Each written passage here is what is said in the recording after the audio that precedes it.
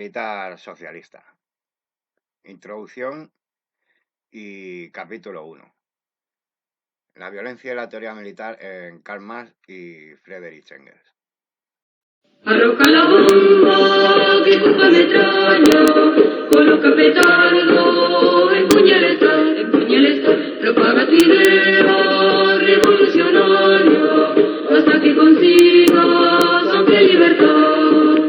Acudir los anarquistas, empuñando la pistola hasta el morir, con petróleo y dinamita, toda clase de gobierno a combatir y destruir. Es hora que caiga tanta dictadura, vergüenza de España por su proceder, no más militares, beatas y curas, abajo la iglesia, que caiga el poder. Acudir los anarquistas, empuñando la pistola hasta el morir, con petróleo y dinamita, toda clase de gobierno a combatir y destruir. Bueno, pues es el primer capítulo, va a ser la primera entrega de esperemos, una larga serie que va a tratar sobre la historia militar socialista. Cuando hablo de historia militar socialista, me refiero a la historia militar, teoría militar y, no sé, forma de entendimiento de la violencia que pueden tener tanto, vamos, por acotar un poco, tanto las ideologías anarquistas o comunistas, pues desde mediados del siglo XIX llegamos hasta la actualidad. En este primer capítulo, pues vamos a hablar sobre Marx y Engels, sobre los llamados padres del socialismo científico. Y cómo ellos, o sea, ven la violencia y cómo desarrollan ellos también cierta teoría militar revolucionaria. Bien, antes de meternos puramente en lo que son los análisis sobre la violencia y sobre el desarrollo de la teoría militar en los alemanes Karl Marx y Federico Engels, que creo que no necesitan de mucha presentación porque son de sobra conocidos, primero hay que entender o sea, bueno, hay que comprender que toda disquisición que tienen ambos autores sobre los temas militares o sobre la violencia, pues parten y manan de una cosmovisión. En este caso es la cosmovisión que ellos llegan a formar y es la que se plantea en el comunismo científico. O sea, es decir, la visión sobre la violencia en el mundo y de cómo pueden entender ellos las guerras o cómo pueden entender ellos el papel de la violencia en la política, etcétera, etcétera, pues parte y mana sobre todo de su teoría de ver el mundo, basada sobre todo o fundamentalmente en eso que se llama el materialismo histórico. Aquí no nos queremos meter muy en profundidad en temas políticos o filosóficos, porque digamos que esta serie de vídeos pues está más bien encaminada a explicar temas más puramente militares. Pero esto muchas veces no se pueden entender si no se ve qué aspectos políticos hay detrás. Partimos de la base del planteamiento que tiene Clausewitz, Carl von Clausewitz, el militar prusiano, que en su ensayo sobre la guerra, pues se explica de una manera resumida o da sentido a la pregunta de qué es la guerra, ¿no? Entonces Clausewitz pues dice que la guerra es la política por otros medios. entendiéndolo así, como realmente luego lo entendieron los demás autores, digamos, comunistas, desde Marx y Engels hasta Mao y pasando por Lenin, eh, pues hay que entender que ellos parten de la base que si ellos hablan de teoría militar comunista o entienden de alguna forma la violencia, la entienden desde ese aspecto.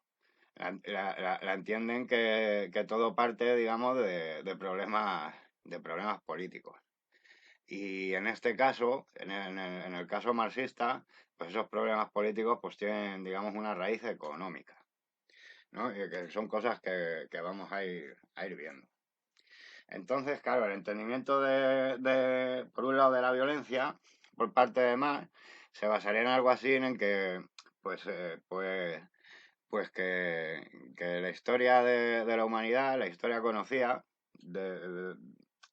entendiendo la historia desde los primeros documentos escritos, pues que es la historia de la lucha de clases. O sea, durante miles de años, pues con la creación de los estados, se ha venido desarrollando una lucha de clases en diferentes estadios. En la época antigua era el esclavista, en la Edad Media, digamos que era el sistema feudal, y en la época moderna, pues el sistema capitalista. Todos estos sistemas han tenido sus clases, los amos, los esclavos, los señores y los siervos, los burgueses y los proletarios. Entonces ellos entienden la historia como, como,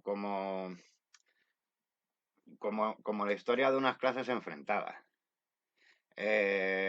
Entonces entienden el desarrollo de la violencia pues en base a esas contradicciones que hay entre las clases.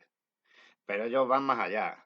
Ellos, a su vez, digamos que están desarrollando unas teorías revolucionarias, ¿no? Que en este caso consisten en acabar con la burguesía, ¿no? Que es la época que a ellos les toca vivir, y, y bueno, y desarrollar el socialismo y acabar con las clases sociales. Entonces, volviendo a la famosa frase de Clausewitz, ¿no? De la guerra de la política por otros medios, en este caso, los comunistas entenderán que la guerra revolucionaria es la política revolucionaria eh, eh, con otros, con otros medios. Partiendo de ahí, pues claro, esta política revolucionaria, claro, ¿en qué consistiría, no? Y si se aplica una teoría militar digamos, al movimiento socialista, en este caso estamos hablando de los marxistas, pues, bueno, en qué sentido es eso, no? Bueno, pues algunas de esas respuestas las podemos encontrar en el mismo manifiesto del Partido Comunista, publicado a principios de 1848, en el cual se puede leer que dice, el objetivo inmediato de los comunistas es el mismo que los demás partidos proletarios. Constitución del proletariado en clase, derrocamiento de la dominación burguesa, conquistar el poder político para el proletariado. Entonces, en este caso, bueno, aquí se deja claro cuáles son los objetivos inmediatos de los comunistas y en caso de plantearse una lucha violenta o una guerra revolucionaria, bueno, pues aquí se ve claro, no sé qué es lo que mueve esa guerra revolucionaria y, y qué y cuáles deberían de ser esos objetivos. Bien, en 1847, bueno, fue Federico Engels que escribió un breve esbozo de lo que en un principio iba a ser el primer manifiesto del Partido Comunista. Aquí en España se conoce como principio del comunismo. Y bueno, el manifiesto del Partido Comunista, pues digamos que iba a ser un resumen de todo el arsenal teórico, ¿no? Que venían trabajando tanto Marx como Engels. Eh, Era, digamos, una muestra de su comunismo científico eh, que estaba hecha para ser dirigida hacia los obreros. No era el manifiesto del Partido Comunista, no iba a ser para nada un escrito de tipo académico para repartir en universidades, etcétera, etcétera. Era un escrito sobre todo que iba a ser repartido entre las masas, entre los trabajadores. En un primer momento, claro, este escrito pues se plantea, o sea, como lo plantea Engels, de la manera de que él se hacía unas preguntas sobre los temas que a él le interesaba desarrollar o que a Marx y Engels les interesaba en desarrollar y él mismo se respondía, ¿no? Era algo así. En un primer momento vieron que esta forma quizás pues, era la más didáctica, pero bueno, al final, al final no se optó por esta forma de hacer o lo que iba a ser el manifiesto del Partido Comunista, escrito, hecho para ser presentado por parte de la Liga de los Comunistas, emigrados revolucionarios alemanes. Eh, bueno, que nos vamos a ir por ahí y no y vamos a perder un poco el hilo. Bueno, entonces, bueno, pues del libro este, de Principios del Comunismo, como hemos comentado antes, pues vamos a leer una de las preguntas que se hacía Engels y que se autorrespondía. Engels se preguntaba, ¿será posible suprimir por vía pacífica la propiedad privada? Dice, sería desear que fuese así. Y los comunistas, como es lógico, serían los últimos en oponerse a ello. Los comunistas saben muy bien que todas las conspiraciones, además de inútiles, son incluso perjudiciales. Están perfectamente al corriente de que no se pueden hacer las revoluciones premeditadas y arbitrariamente, y que estas han sido siempre y en todas partes una consecuencia necesaria de circunstancias que no dependían en absoluto de la voluntad y la dirección de unos u otros partidos o clases enteras. Pero, al propio tiempo, ven que se viene aplastando por la violencia el desarrollo del proletariado en casi todos los países civilizados, y que con ello los enemigos mismos de los comunistas trabajan con todas sus energías para la revolución. Si todo ello termina, en fin de cuentas, empujando al proletariado subyugado a la revolución, nosotros los comunistas defenderemos con hechos, no menos que como ahora lo hacemos de palabra, la causa del proletariado. Bueno, eh, vamos a ver una serie de citas de que escribieron Marx y Engels a lo largo de su vida. Para así, bueno, pues ver un poco pues cómo se acercan ellos a todos los temas estos de la teoría militar y de la violencia. En primer lugar, pues bueno, este texto lo que constata es que, claro, los comunistas no son unos descerebrados, ¿no? Que piensen en la violencia en abstracto, ¿no? O como algo positivo, o como algo negativo, o como con una ideología propia, o cualquier cosa así. En primer lugar, el comunismo, los comunistas no son apologistas de la violencia. Él dice que no es deseable utilizar la violencia en las revoluciones, pero se entiende que los intereses encontrados entre las clases sociales enfrentadas, pues muchas veces son irreconciliables hasta el punto de que no se pueden arreglar mediante la política. Y entonces entra dentro digamos, la acción armada. Eh, Eso en el momento de la revolución, aunque Marx y Engels siempre tienen un entendimiento que los estados, como superestructura del poder económico, son ya de por sí marcos de violencia de una clase sobre otra, es decir, de la clase dominante sobre la clase dominada. O sea, es decir, la existencia propia de policías, jueces, incluso de un ejército nacional del Estado-Nación, pues ya solo de por sí, o sea, eso implica una violencia, digamos, de una clase y su estatus y contra otra clase y sus aspiraciones, que es lo que es el detonante y la causa de la violencia. O sea, el detonante y la causa de la violencia no es que exista una ideología revolucionaria, sino que, sino que se den las condiciones materiales para que ésta exista y para que ésta florezca.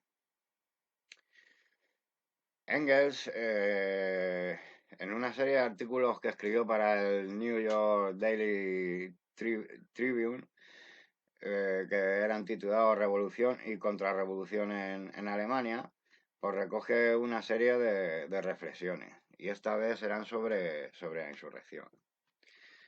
Bien, si nos metemos en lo que es la pura teoría militar que desarrollan Marx y Engels, esta, pues digamos que tiene sobre todo, bueno, que se fija sobre todo en dos aspectos militares, táctico-estratégicos. Uno, sería la insurrección, la forma insurreccional de lucha, y dos, sería la forma de la guerrilla, ¿no? Como algo, digamos, más prolongado. Y aunque tratan estos dos tipos de estrategia como, digamos, como la lucha válida para los proletarios por su condición de no ser un ejército organizado, no estar armados, ser, digamos, en un primer momento militarmente más débiles, etcétera, etcétera. eh, bueno, sí, pues coge estas dos estrategias, pero muchas veces, o sea, ellos no las van a coger separadas. Si bien a veces sí las analizan de forma separada, muchas veces las combinan. O sea, es decir, para ellos la insurrección y la guerra de guerrillas son cosas compatibles. Porque, no, o sea, hoy día se entiende muchas veces que la insurrección es un acto único, todo ello alumbrado por el ejemplo de octubre y como un poco también, no sé, eh, se ha ido forjando la idea o el mito, ¿no? Vamos, de que la revolución, por ejemplo, socialista de octubre, pues bueno, pues fue cosa de un golpe de un día, a lo sumo dos, ¿no? Bueno, se toma el Palacio de Invierno, bueno, se cambia todo y, y ya está. Y cuando realmente no sé, la teoría insurreccional no se basa en un hecho de sucesos inmediatos, ¿no? De que se hace una insurrección y a lo máximo una semana, ¿no? Pues se toma el poder. Marx y Engels no lo entendían así. Marx y Engels entendían que una insurrección se podía prolongar bastante en el tiempo, ¿no? Por ello, habla de tácticas de guerra de guerrillas, ¿no? Cuando muchas veces hablan de insurrección. Eh, Muchas veces incluso aconsejando, ¿no? Que según en qué condiciones esas tácticas de guerra de guerrilla, pues deben ser incluso el arma de la insurrección, si no tiene un éxito más o menos inmediato. Bueno, pues en Revolución y Contrarrevolución en Alemania, Engels, también hay que decir, gracias a su experiencia, y de eso ya hablaremos un poco más adelante o quizás en la siguiente parte que trata sobre Marx y Engels, pues ellos tenían una experiencia de lo que había sido la revolución en Alemania de la época del 848, ¿no? Una insurrección bueno, que entre otras cosas llevó al exilio a Marx y Engels. Bueno, pues en Revolución y Contrarrevolución en Alemania escribe, dice, ahora bien, la insurrección es un arte, lo mismo que la guerra o que cualquier otro arte. Dice, está sometida a ciertas reglas que si no se observan dan al traste con el partido que las desdeña. Estas reglas, lógica deducción de la naturaleza de los partidos y de las circunstancias con que uno ha de tratar en cada caso, son tan claras y simples que la breve experiencia de 1848 las ha dado a conocer de sobra a los alemanes. La primera es que jamás se debe jugar a la insurrección, a menos se esté completamente preparado para afrontar las consecuencias del juego. La insurrección es una ecuación con magnitudes y muy, muy indeterminadas, cuyo valor puede cambiar cada día. Las fuerzas opuestas tienen todas las ventajas de organización, disciplina y autoridad habitual. Si no se le puede oponer fuerzas superiores, uno será derrotado y aniquilado. La segunda es que, una vez comenzada la insurrección, hay que obrar con la mayor decisión y pasar a la ofensiva. La defensiva es la muerte de todo alzamiento armado, que está perdido antes aún de medir las fuerzas con el enemigo. Hay que atacar por sorpresa al enemigo, mientras sus fuerzas aún están dispersas, y preparar nuevos éxitos, aunque pequeños, pero diarios. Mantener en alto la moral que el primer éxito proporcione. Atraer a los elementos vacilantes que siempre se ponen del lado que ofrece más seguridad. Obligar al enemigo a retroceder antes de que pueda reunir fuerzas. En suma, hay que obrar según las palabras de Danton, el maestro más grande de la política revolucionaria que se ha conocido. Audacia, audacia y más audacia. Bien, aquí se recogen varios pensamientos de Engels. O sea, el primero es considerar insurrección, o sea, un arte lo mismo que la guerra. Bien, esto, o sea, ¿por qué lo dice? Porque puf, y es que no quiero meterme mucho en planteamientos filosóficos sobre la guerra o sobre lo que es la guerra justa, etcétera, etcétera. Pero más o menos, o sea, antes de que se planteara la guerra revolucionaria, poco más la visión sobre los temas bélicos, pues era la siguiente, ¿no? Digamos, la guerra las hacían o, bueno, los grandes emperadores o los príncipes o los señores o los reyes, etcétera, etcétera. Eso era lo que era considerado como una guerra, digamos, racional, ¿no? Todo lo que tenía que ver con revueltas populares, con, no sé, con rebeliones, cosas así, no estaba considerado como una guerra, estaba más considerado, digamos, la lucha del orden contra el desorden, o, no sé, o movimientos de la chusma, que estas no saben hacer la guerra. Todos estos conceptos vienen de la Edad Media, donde, digamos, la clase de los señores, pues eran los que hacían la guerra, los campesinos eran los que se dedicaban a otras cosas, o sea, como cada uno tenía tenía su posición, ¿no? En aquella sociedad.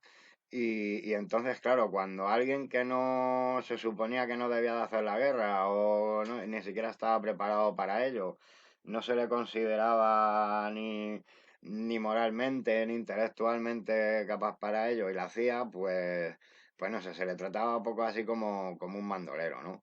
Pues de ahí viene, ¿no? Que defienda más bien es que defiendan que la insurrección, pues que también tiene su arte, ¿no? Que no solo lo tiene la guerra, ¿no? Entendía, pues, como se entendía tradicionalmente.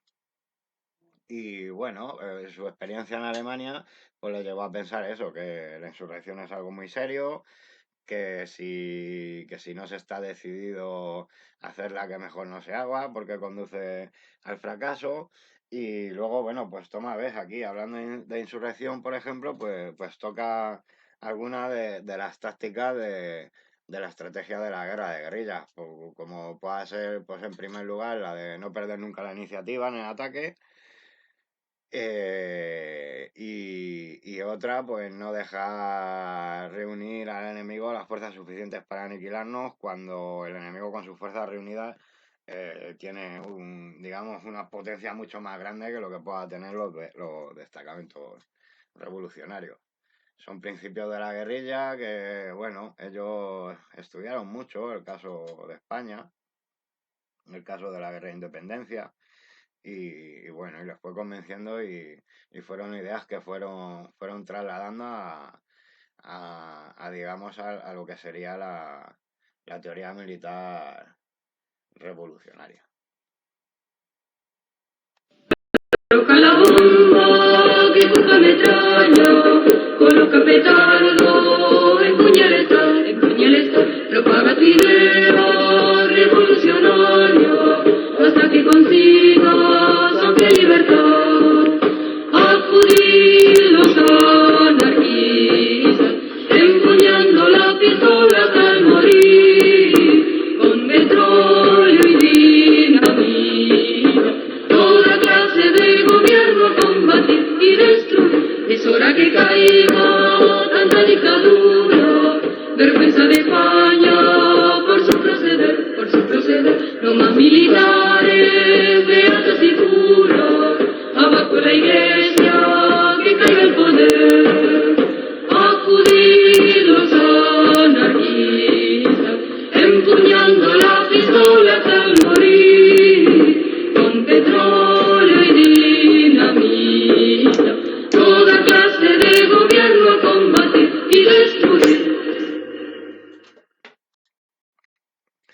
revolucionarias marxistas solo se pueden entender partiendo de la base de la concepción del mundo marxista, como he venido apuntando varias veces en este capítulo.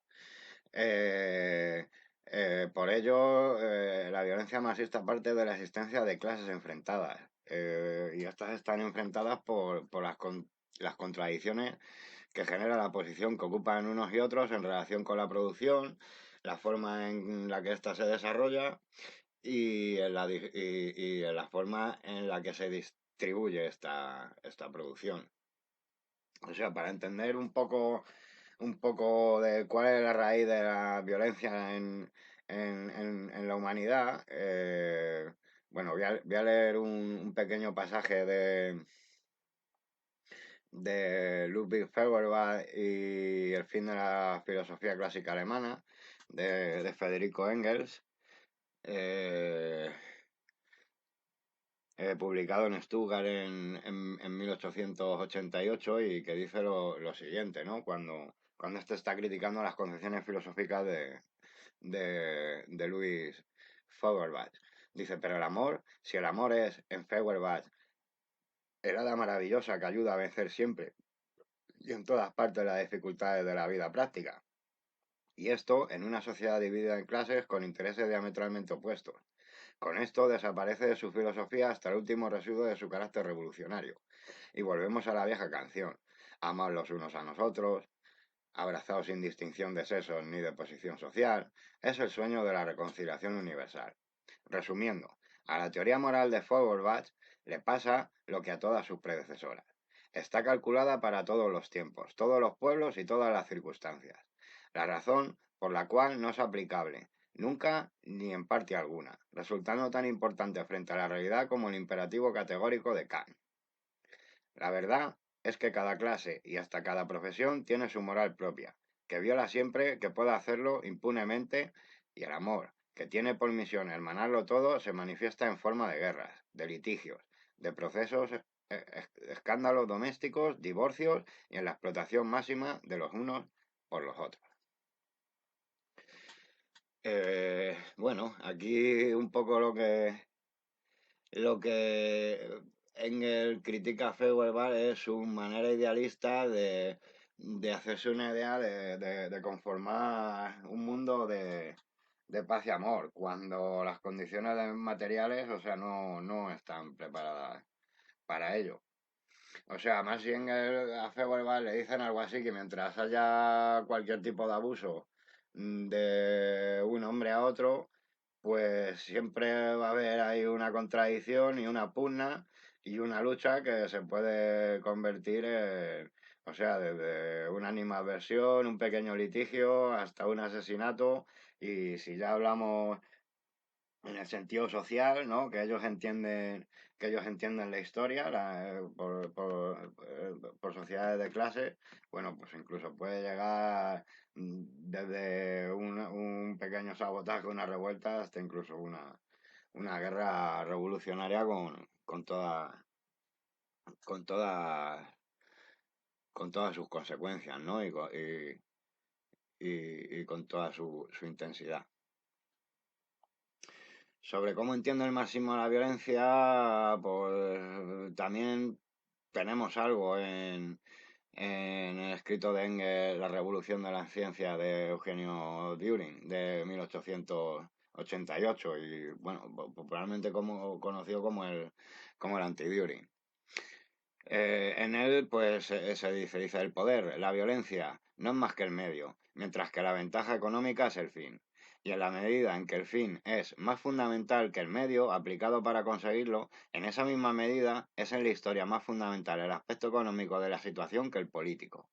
El sometimiento del hombre a servidumbre, en cualquiera de sus formas, presupone en el que lo somete la disposición sobre los medios de trabajo, sin los cuales no podría utilizar al sometido. Y en el caso de la esclavitud, presupone además la disposición sobre los medios de vida, sin los cuales no podría mantener al esclavo. De aquí, bueno, de esta cita, pues se desprende, digamos, el esquema marxista de, de lo que se entiende por una estructura a lo que se entiende por la estructura. O sea, aquí lo que Engels está planteando que el problema, los problemas, o sea, tienen una raíz económica. Una raíz económica que se trasluce a un pensamiento político. Es así, o sea, en este caso, digamos que las clases dominantes, pues al estar en cierto lado de la sociedad de clases, pues desarrollan una política en favor suyo. E incluso esa política, o sea, se termina cristalizando en lo que es lo que es el Estado. Eh, en el caso del proletariado, pues sería un poco lo mismo, ¿no? Su situación como clase, pues, pues le da lugar a unos pensamientos y a una forma de un obrar político. Pero todo ello emana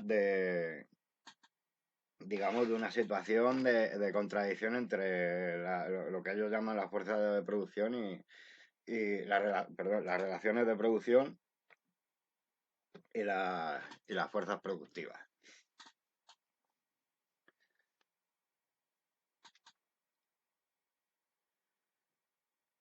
Eh, Siguiendo con Engels, bueno, y así para ver y desarrollar algunas de sus ideas, en una carta escrita a Joseph Bloch en Coniver, Joseph Bloch vive en Coniver, Engels la escribe en Londres el 20 de septiembre de 1890. Pues dice así, dice, según la concepción materialista de la historia, el factor que en última instancia determina la historia es la producción y la reproducción de la vida real. Dice, ni más ni yo hemos afirmado nunca más que esto. Si alguien lo tergiversa diciendo que el factor económico es el único determinante, convertirá aquella tesis en una frase vacua, abstracta, absurda. La situación económica es la base, pero los diversos factores de la superestructura que sobre ella se levanta, las formas políticas de la lucha de clases y sus resultados, las constituciones que, después de ganado una batalla, redacta la clase triunfante, etc., las formas jurídicas, incluso los reflejos de todas las luchas reales en el cerebro de los participantes, las teorías políticas, jurídicas, filosóficas, las ideas religiosas y el desarrollo ulterior de estas hasta convertirlas en un sistema de dogma, ejercen también su influencia sobre el curso de las luchas históricas y determinan, predominantemente en muchos casos, su forma. Es un juego mutuo de acciones y reacciones entre todos estos factores, en el que, a través de toda la muchedumbre infinita de casualidades, es decir, de cosas y acaecimientos cuya trabazón interna es tan remota o tan difícil de probar que podemos considerarla como inexistente, no hacer caso de ella. Acaba siempre imponiéndose como necesidad al movimiento económico. De otro modo, aplicar la teoría a una época histórica cualquiera sería más fácil que resolver una simple ecuación de primer grado.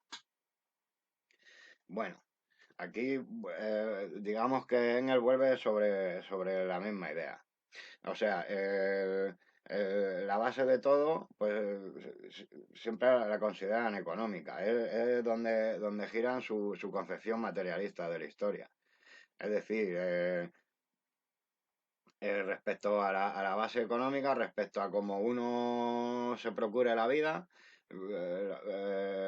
las cosas inmediatas que necesita, de la forma en que uno se procura la comida, de la forma en que uno se procura el vestido, que se procura la vivienda y que, digamos, se procura también la crianza de los hijos, de cómo lo saca adelante, etcétera, etcétera, pues de la manera que lo haga según en qué sociedad en cada momento.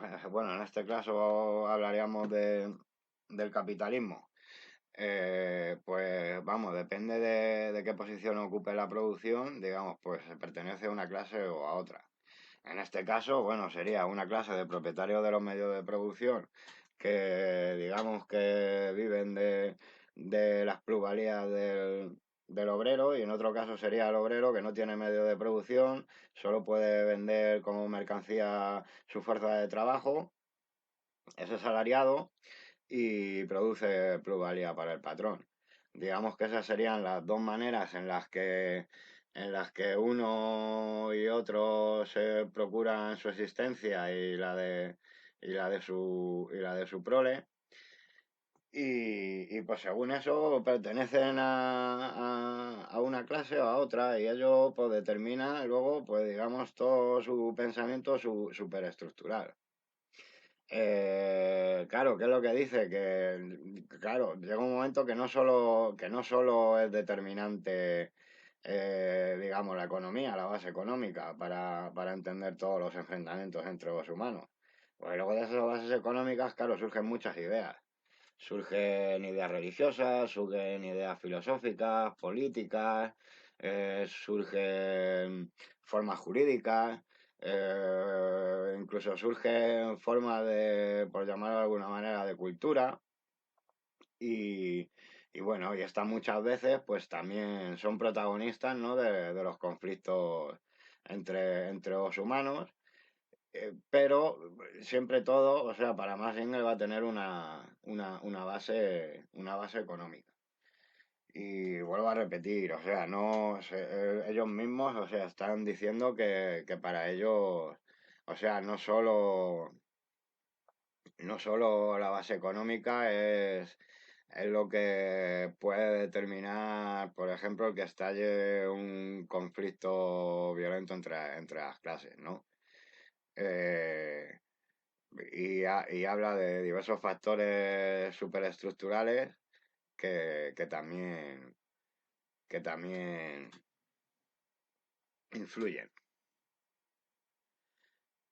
Eh, Sigue diciendo, dice, la violencia se llama hoy ejército y escuadra de guerra, y ambos cuestan, como sabemos, por desgracia nuestra, una cantidad fabulosa de dinero. Pero la violencia no puede producir dinero, sino a lo sumo apoderarse del dinero ya hecho. Y esto no es de mucha utilidad. Así pues, en última instancia, el dinero tiene que ser suministrado por la producción económica. El poder aparece también, en este caso, determinado por la situación económica que le procura los medios para armarse y mantener sus herramientas. Pero esto no es todo. Nada está en tan estrecha dependencia de las previas condiciones económicas como el ejército y la escuadra precisamente. Armamento, composición, organización, táctica y estrategia dependen ante todo del nivel de producción y de las comunicaciones alcanzadas en cada caso. Lo que ha obrado radicalmente en este campo no han sido las libres creaciones de la inteligencia de geniales jefes militares, sino la invención de armas mejores y la transformación del material del soldado. La influencia de los jefes militares geniales se limita, en el mejor de los casos, a adaptar el modo de combatir a las nuevas armas y a los nuevos combatientes. Esto, bueno, apuntar que la visión clásica del marxismo siempre entendió, claro, que el ejército es parte de la superestructura de lo que es la dominación de base económica de la burguesía sobre el proletariado. El ejército ya forma parte del Estado, es algo que vive consumiendo, digamos, plusvalía generada por los trabajadores y es una institución encima que va en contra de los trabajadores.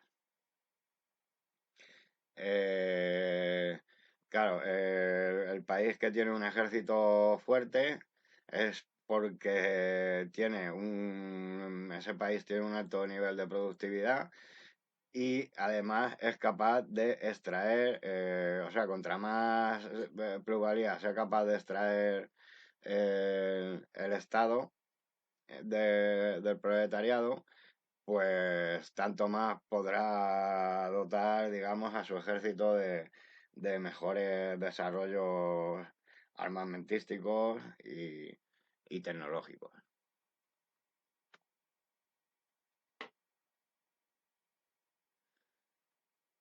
Eh,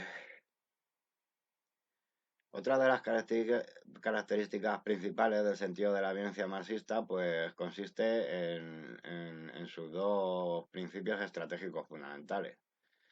Eh, la violencia ya torna en violencia política, o sea, tiene que tener un sentido, porque si no tiene un sentido, sería algo así como violencia por violencia y eso, claro, no se podría ni catalogar ni de guerra legítima. Entonces, eh,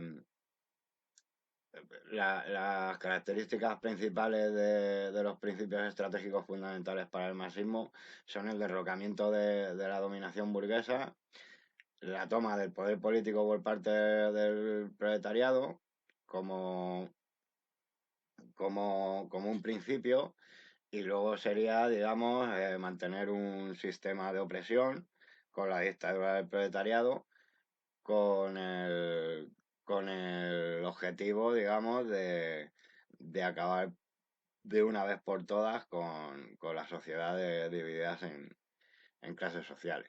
Es decir, los objetivos revolucionarios, que son dos de los marxistas, pues uno es eso, es toma del poder político por parte del proletariado como algo primero, primordial, y en segundo lugar, pues bajo este sistema de dominación de clase, eh, pues, pues digamos que con la represión de una clase sobre otra, en este caso sería la del proletariado sobre la burguesía, pues avanzar no a un sistema nuevo de opresión del hombre por el hombre, sino avanzar, digamos, a lo que sería la supresión de las clases sociales, con lo que vendría la supresión del Estado y con lo que vendría la supresión, digamos, de toda fuerza armada mantenida por el Estado.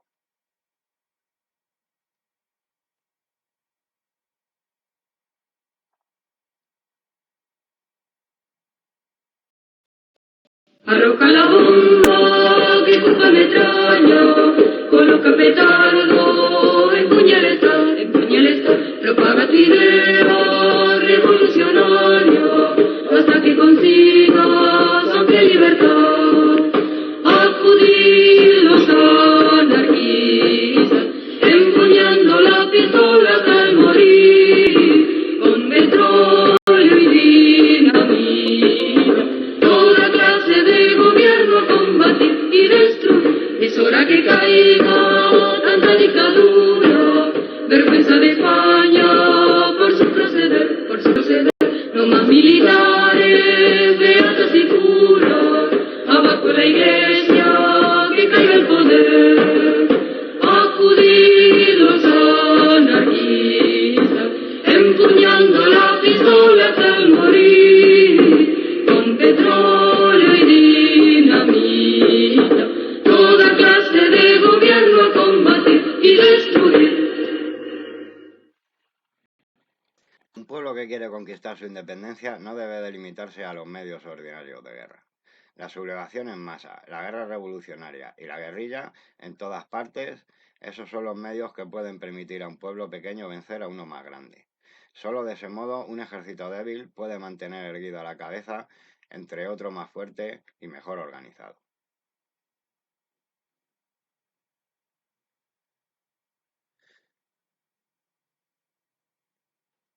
Ahora vamos a entrar a hablar sobre temas más tácticos, ¿no? Que sería sobre la insurrección y las guerrillas en la teoría militar marxista. Y eso lo vamos a dejar para una segunda entrega de este primer apartado, de este primer capítulo. Bueno, pues por más, si alguien ha llegado hasta aquí, pues nada, muchas gracias por escuchar todo esto. Y bueno, yo qué sé, pedir un poco disculpas porque, vamos, no estoy acostumbrado a trabajar en estos formatos, en hablar aquí solo enfrente de un ordenador. Y bueno, y no estoy acostumbrado a ello y vamos, a ver si poco a poco me voy soltando más y van saliendo mejores, digamos, las exposiciones que voy a hacer sobre el tema. Bueno, un saludo a todos.